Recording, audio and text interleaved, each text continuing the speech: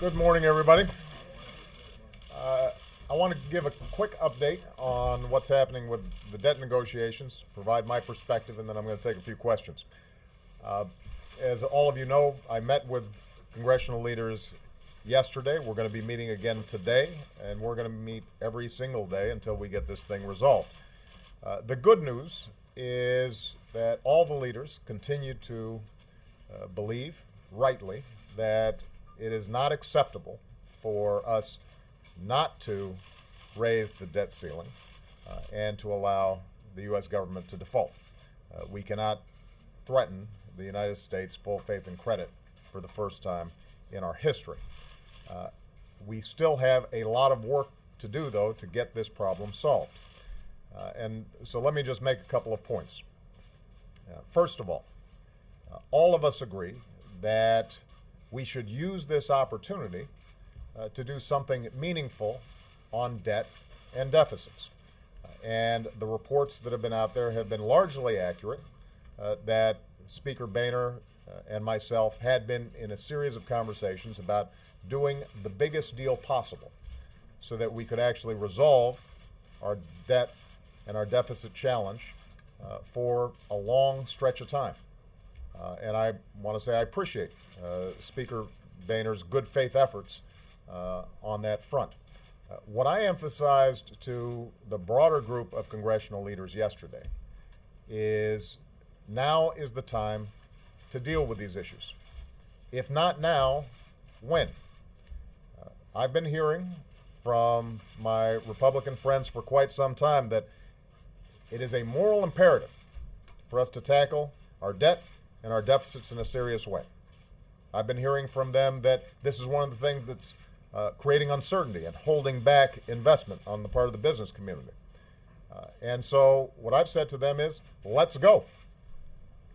And it is possible for us to construct a package that would be balanced, would share sacrifice, would involve both parties taking on their sacred cows, would involve some meaningful changes to Medicare, and Social Security, and Medicaid that would preserve the integrity of the programs and keep our sacred trust with our seniors, but make sure those programs were there for not just this generation, but for the next generation.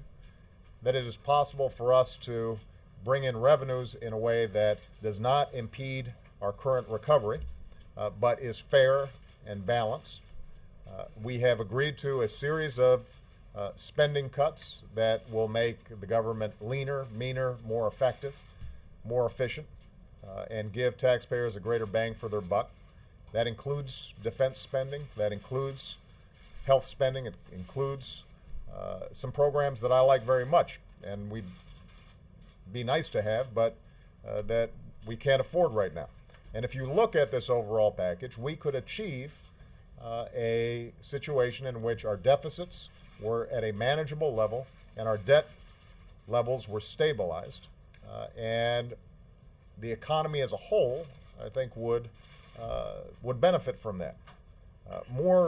Moreover, I think it would give the American people enormous confidence that this town can actually do something once in a while, that we can defy the expectations that we're always thinking in terms of short-term politics in the next election, and every once in a while we break out of that and we do what's right for the country. So I continue to push congressional leaders for the largest possible deal. And there's going to be resistance. There is, frankly, resistance on my side to do anything on entitlements. There is strong resistance on the Republican side to do anything on revenues. But if each side takes a maximalist position, if each side wants 100% of what its ideological predispositions are, then we can't get anything done. And I think the American people want to see something done. They feel a sense of urgency, both about the breakdown in our political process and also about the situation in our economy. So what I've said to the leaders is bring back to me some ideas that you think can get the necessary number of votes in the House and in the Senate. I'm happy to consider all options, all alternatives that they're looking at. The things that I will not consider are a 30-day or a 60-day or a 90-day or 180-day temporary stopgap resolution to this problem. This is the United States of America, and we don't manage our affairs in 3-month increments. We don't risk U.S. default on our obligations because we can't put politics aside. So I've been very clear to them. We're going to resolve this, and we're going to resolve this for a reasonable period of time, and we're going to resolve it in a serious way. And my hope is that as a consequence of negotiations that take place today, tomorrow, the next day, and through next weekend if necessary, that we're going to come up with a plan that solves our short-term debt and deficit problems, avoids default, stabilizes the economy, and proves to the American people that we can actually get things done in this country and in this town. All right, with that, I'm going to take some questions, starting with Ben Philip. Thank you very much, Mr. President. Two quick topics. Given that you're running out of time, can you explain what is your plan for where these talks go if Republicans continue to oppose any tax increases, as they've adamantly said that they will? And secondly, on your point about no short-term stopgap measure, if it came down to that and Congress went that route, I know you're opposed to it, but would you veto it? I will not sign a 30-day or a 60-day or a 90-day extension. That is just not an acceptable approach. And if we think it's going to be hard, if we think it's hard now, imagine how these guys are going to be thinking 6 months from now in the middle of election season when they're all up. It's not going to get easier, it's going to get harder. So we might as well do it now. Pull off the Band-Aid. Eat our peas. Now's the time to do it. If not now, when? We keep on talking about this stuff, and we have these high-minded pronouncements about how we've got to get control of the deficit and how we owe it to our children and our grandchildren. Well, let's step up. Let's do it. I'm prepared to do it.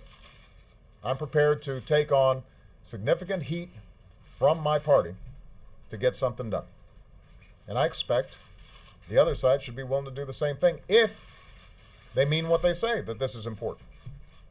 And let me just, Ben, comment on this whole issue of tax increases, because there's been a lot of information floating around there. I want to be crystal clear. Nobody has talked about increasing taxes now. Nobody has talked about increasing taxes next year. What we have talked about is that starting in 2013, that we have gotten rid of some of these egregious loopholes that are benefiting corporate jet owners or oil companies at a time where they're making billions of dollars of profits. What we have said is, as part of a broader package, we should have revenues, and the best place to get those revenues are from folks like me who have been extraordinarily fortunate, and that millionaires and billionaires can afford to pay a little bit more, going back to the Bush tax rates.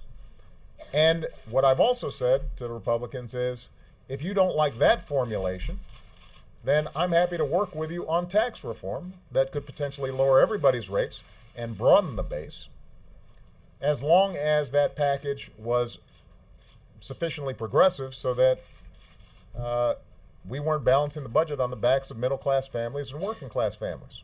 And we weren't letting hedge fund managers or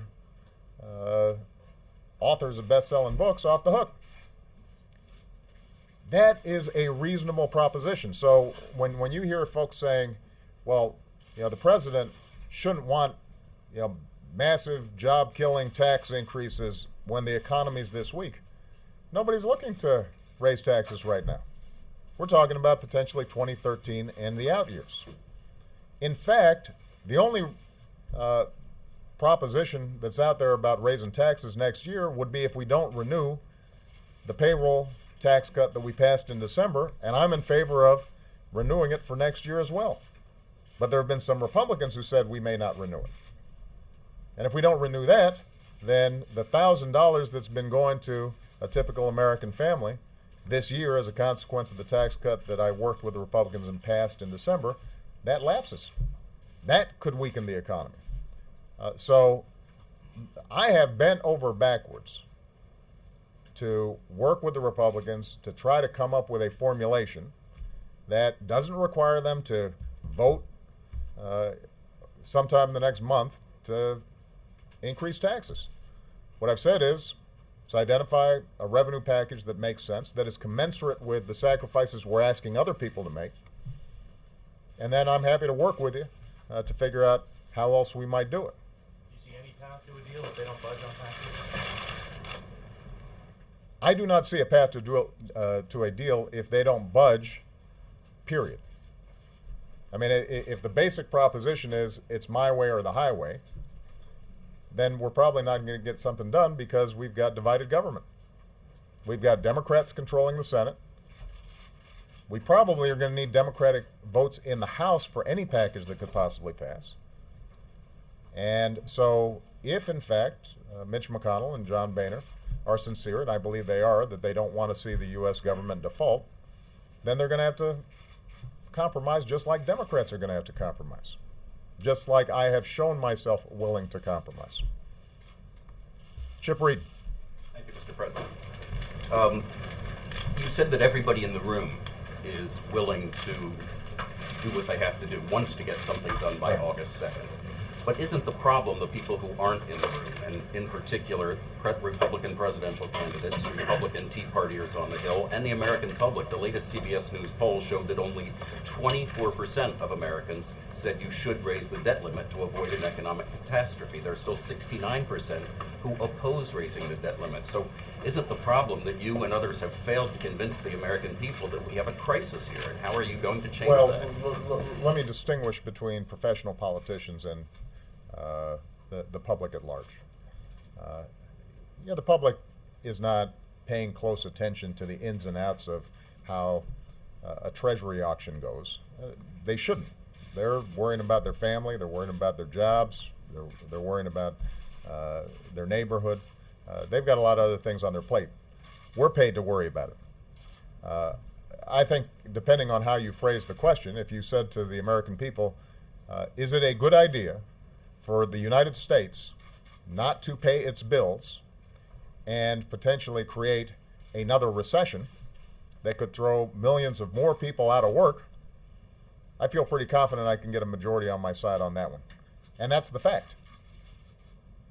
If we don't raise the debt ceiling and we see a crisis of confidence in the markets and suddenly interest rates are going up significantly, and everybody is paying higher interest rates on their car loans, on their mortgages, on their credit cards, and that's sucking up a whole bunch of additional money out of the pockets of the American people, I promise you, they won't like that.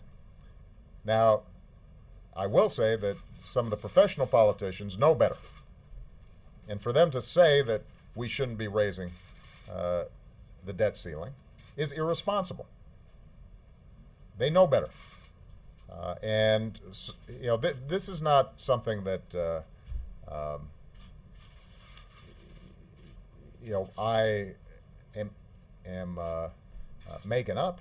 This is not something that Tim Geithner's making up. We're not out here trying to use this as a means of doing all these really tough political things. I'd rather be talking about stuff that everybody welcomes, like new programs or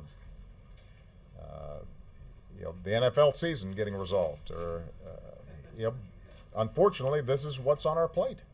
It's before us right now, and we've got to deal with it. So what you're right about, I think, is that the leaders in the room here, at a certain point, have to step up and do the right thing, regardless of the voices in our respective parties that are trying to undermine that effort.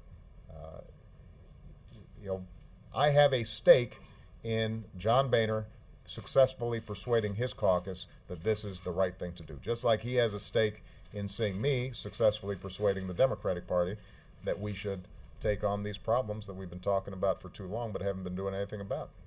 You think he'll come back to the $4 trillion deal?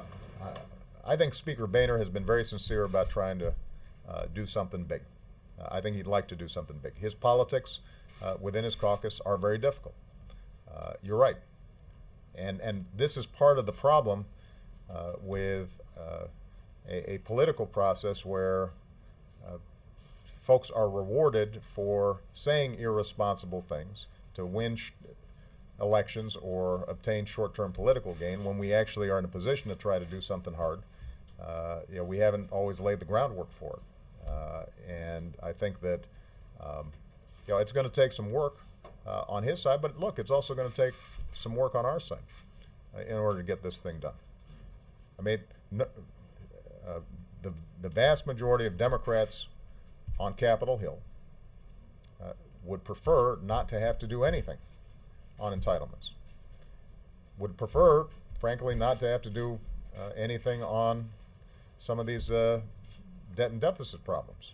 And I'm sympathetic to their concerns because they're looking after folks who are already hurting and already vulnerable, and there are a lot of families out there and seniors who are dependent on some of these programs. And what I've tried to explain to them is, number one, if you look at the numbers, then Medicare in particular will run out of money, and we will not be able to sustain that program no matter how much taxes go up. I mean, it's not an option for us to just sit by and do nothing. And if you're a progressive who cares about the integrity of Social Security and Medicare and Medicaid and believes that it is part of what makes our country great that we look after our seniors and we look after the most vulnerable, then we have an obligation to make sure that we make those changes that are required to make it sustainable over the long term.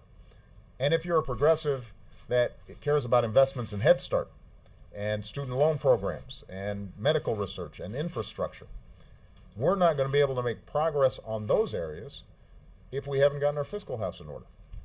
The argument I'm making to my party is the values we care about, making sure that everybody in this country has a shot at the American dream and everybody's out there with the opportunity to succeed if they work hard and live a responsible life, and that government has a role to play in providing some of that opportunity through things like student loans and making sure that our roads and highways and airports are functioning and making sure that we're investing in research and development for the high-tech jobs of the future. If you care about those things, then you've got to be interested in figuring out how do we pay for that in a responsible way. So we're going to have a sales job. This is not pleasant. It is hard to persuade people to do hard stuff that entails trimming benefits and increasing revenues. But the reason we've got a problem right now is people keep on avoiding hard things, and I think now's the time for us to go ahead and take it on.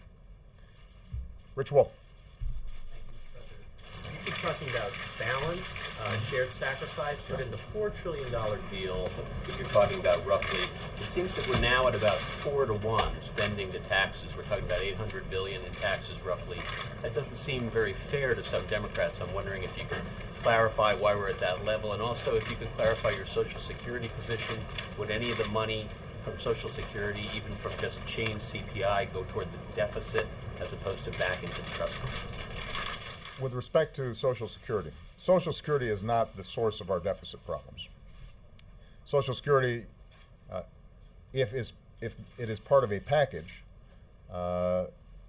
would be an issue of how do we make sure Social Security extends its life and is strengthened. The reason to do Social Security is to strengthen Social Security to make sure that those benefits are there for seniors in the out years. The reason to include that potentially in this package is if you're going to take a bunch of tough votes, you might as well do it now, as opposed to trying to muster up the political will to get something done further down in the future. With respect to a balanced package, is the package that we're talking about exactly what I would want? No. I might want more revenues and fewer cuts to programs that benefit middle-class families that are trying to send their kids to college, or benefit all of us because we're investing more in medical research. So I make no claims that somehow the position that Speaker Boehner and I discussed reflects 100% of what I want. But that's the point.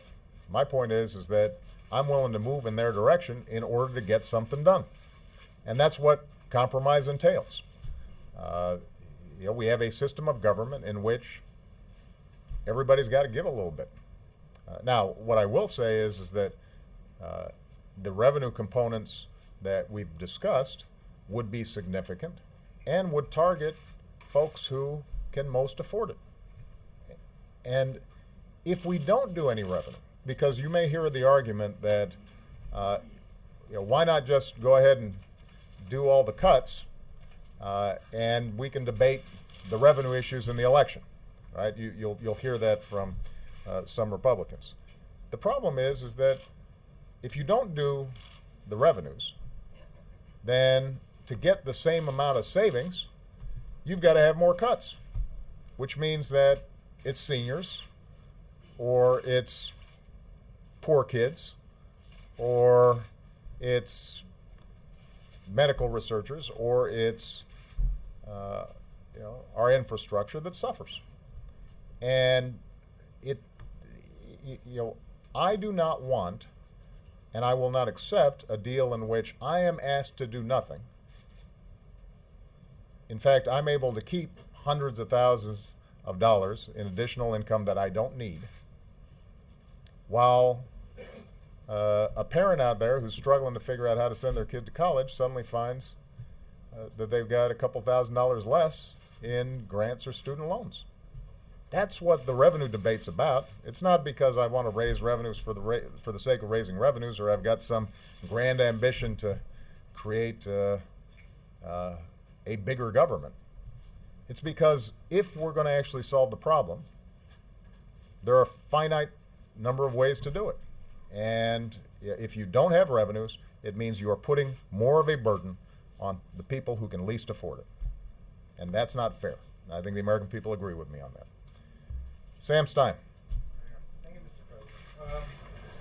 With unemployment now at 9.2%, and a large chunk of those lost jobs coming from the public sector, it's now a really good time to cut trillions of dollars in spending. How will this bill create jobs? And then to piggyback on the Social Security question, what do you say to members of your own party who say it doesn't contribute to the deficit? Let's consider it, but not in the context of this case.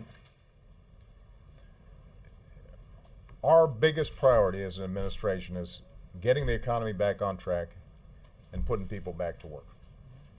Now, without relitigating the past, I am absolutely convinced, and the vast majority of economists are convinced, that the steps we took in the Recovery Act saved millions of people their jobs, or created a whole bunch of jobs.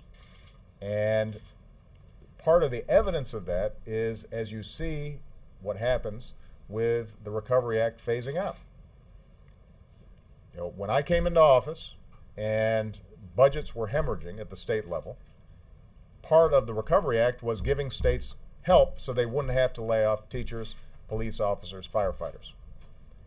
As we've seen that federal support for states diminish, you've seen the biggest job losses in the public sector. Teachers, police officers, firefighters losing their jobs.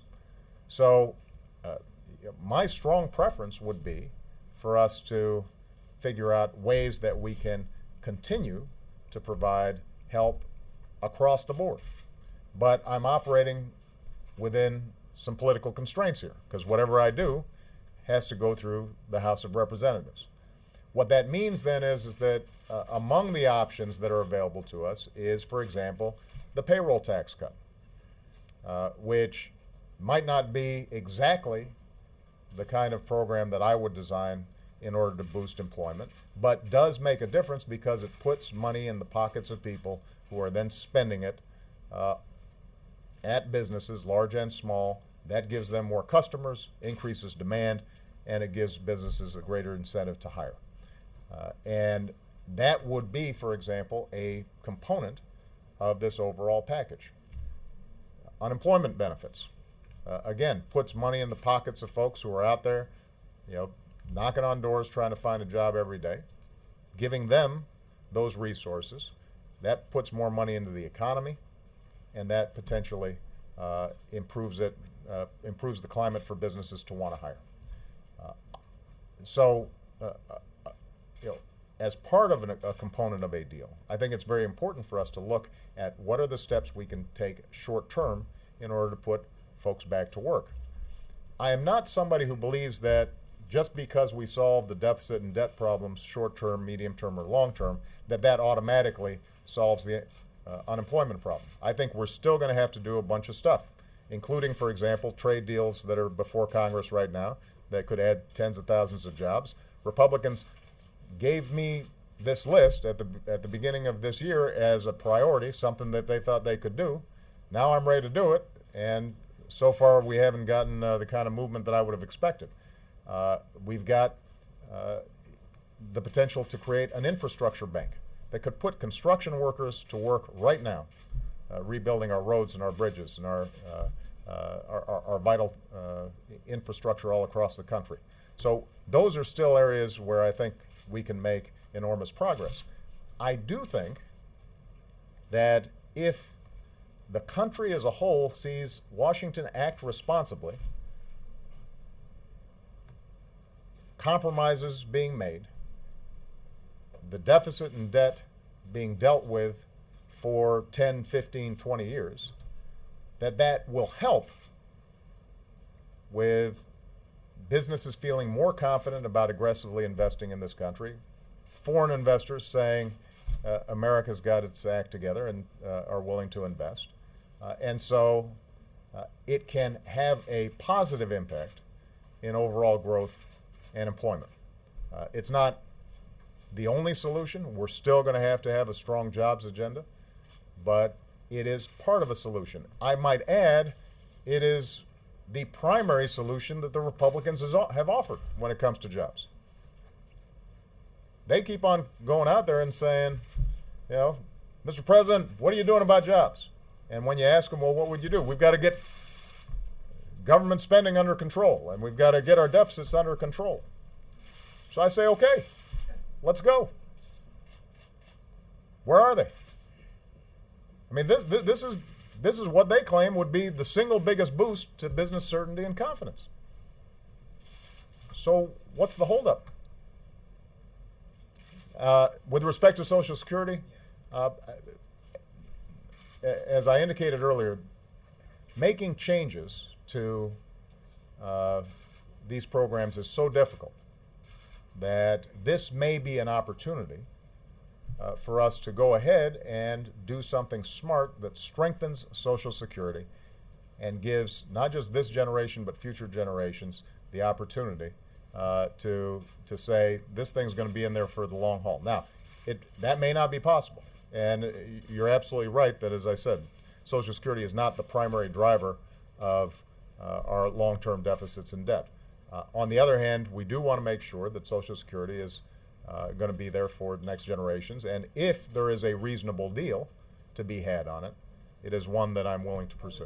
With respect to Social Security, like raising the retirement age, means testing, are those too big a chunk to buy? I'm probably not going to get into the details, Sam, right now of negotiations. I might enjoy negotiating with you, but I don't know how much juice you've got in the Republican caucus. That's what I figured. All right. Leslie Clark. Thank you, Mr. President. There you go. You've said that economists have agreed that a deal needs to be made. Have you worked with U.S. business leaders at all to lobby Congress to raise the debt ceiling? And if so, who are you talking to? And if not, why? I have spoken extensively to business leaders. And I'll be honest with you, I think that business leaders in the abstract want to see a resolution to this problem. What I found is that they are somewhat hesitant to weigh in on some of these issues, even if they're willing to say something privately to me, partly because they've got a whole bunch of business pending before Congress, and they don't want to make anybody mad. So this is a problem of our politics and our politicians, but it's not exclusively a problem of our politics and our politicians. I mean, the business community is a lot like everybody else, which is we want to cut everybody else's stuff, and we want to keep our stuff. We want to cut our taxes, but if you want to raise revenue with somebody else's taxes, that's okay. And that kind of mindset is why we never get the problem solved. There have been business leaders like Warren Buffett who I think have spoken out forcefully on this issue. I think some of the folks who participated in the Bowles-Simpson Commission made very clear that they would agree to a balanced approach, even if it meant for them individually that they were seeing slightly higher taxes on their income, given that they're, I think the average CEO, if I'm not mistaken, saw a 23% raise this past year, while the average worker saw a 0 to 1% raise last year. So I think that there are a lot of well-meaning business people out there who recognize the need to make something happen. But I think that they've been hesitant to be as straightforward as I'd like when it says this is what a balanced package means. It means that we've got some spending cuts. It means that we've got some increased revenue.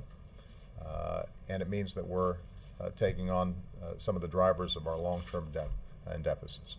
And can you say as the clock ticks down whether or not the administration is working? I'm sorry. Can you say as the clock ticks down whether or not the administration is working on any sort of contingency plans if things don't happen by August 2nd? We are going to get this done by August 2nd. George Condon. Mr. President, to follow on Chip's question, you said that the Speaker faces tough politics in his caucus.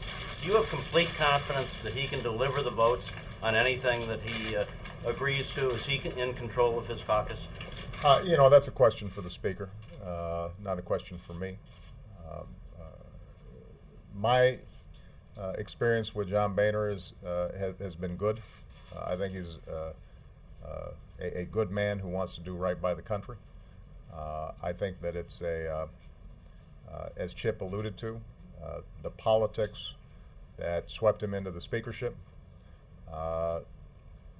were good for a midterm election. They're tough for governing.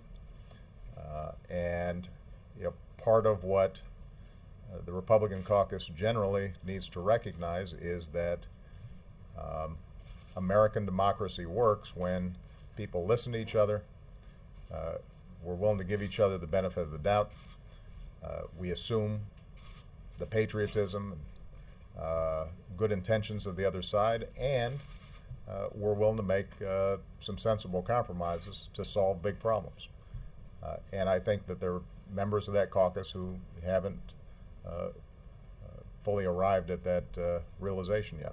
So your confidence in him wasn't shaken by him walking away from the big deal he said he wanted? These things are a tough process, and look, in fairness, a big deal would require a lot of work on the part of Harry Reid and Nancy Pelosi and myself to bring Democrats along. But the point is if everybody gets in the boat at the same time, it doesn't tip over. I think that was Bob Dole's famous comment after striking a deal with the president and Mr. Gingrich back in the 90s. And that is always the case when it comes to difficult but important tasks like this. All right. Last question. April Ryan. Mr. President, hi. I want to revisit the issue of sacrifice. In 2009, you said that expect the worst to come. We have not seen the worst yet. And now with these budget cuts looming, you have minorities, the poor, the elderly, as well as people who are scared of losing jobs, fearful. And also, What say you about Congressman Shaka Fattah's bill, the Debt-Free America Act? Do you support that one, or are you supporting the Republican bill that's similar to, it's modeled after Congressman Fattah's bill? Well, I'm not going to comment on a particular bill right now. Let me speak to the broader point that you're asking about, April. This recession has been hard on everybody, but obviously it's harder on folks who've got less. And the thing that I am obsessed with, and have been since I came into office, is all those families out there who are doing the right thing every single day, who are looking after their families, who are just struggling to keep up and just feel like they're falling behind no matter how hard they work. I got a letter this past week from a woman who her husband had lost his job, had pounded the pavement, finally found a job. They felt like things were stabilizing for a few months. 6 months later, he lost the second job. Now they're back looking again and trying to figure out how they were going to make ends meet. And they're just hundreds of thousands of folks out there who really have seen as tough a economy as we've seen in our lifetimes. Now, we took very aggressive steps when I first came into office to yank the economy out of a potential Great Depression and stabilize it. And we were largely successful in stabilizing it, but we stabilized it at a level where unemployment is still too high and the economy is not growing fast enough to make up for all the jobs that were lost before I took office and the few months after I took office. So this unemployment rate has been really stubborn. There are a couple of ways that we can solve that. Number one is to make sure that the overall economy is growing.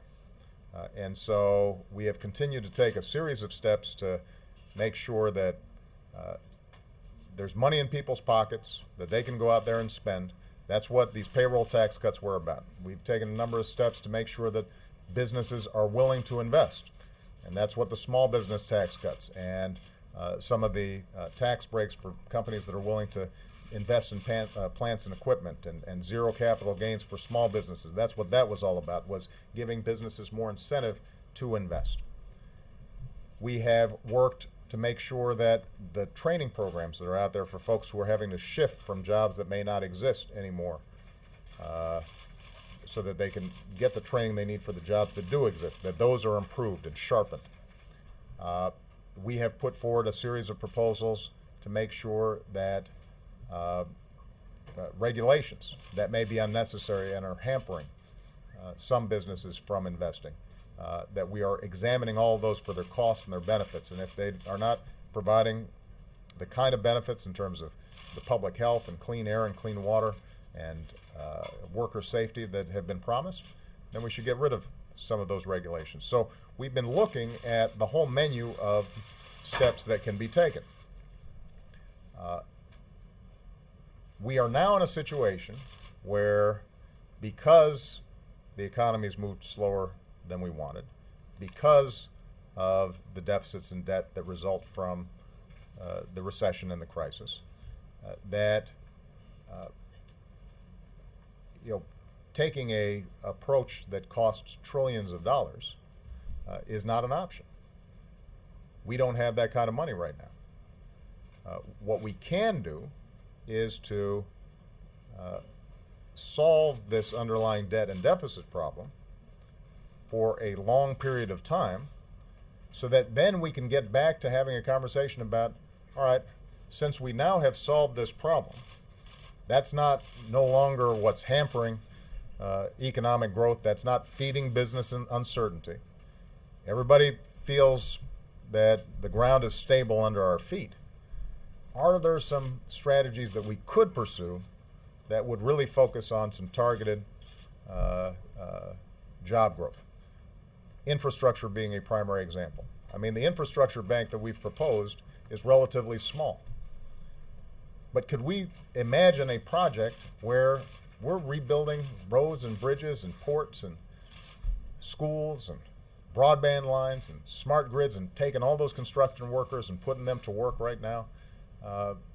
I can imagine a very aggressive program like that I think the American people would rally around and would be good for the economy, not just next year or the year after, but for the next 20 or 30 years.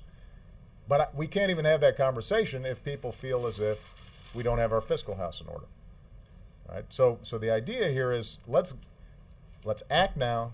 Let's get this problem off the table, and then with some firm footing, with a solid fiscal situation, we will then be in a position to make the kind of investments that I think are going to be necessary to win the future.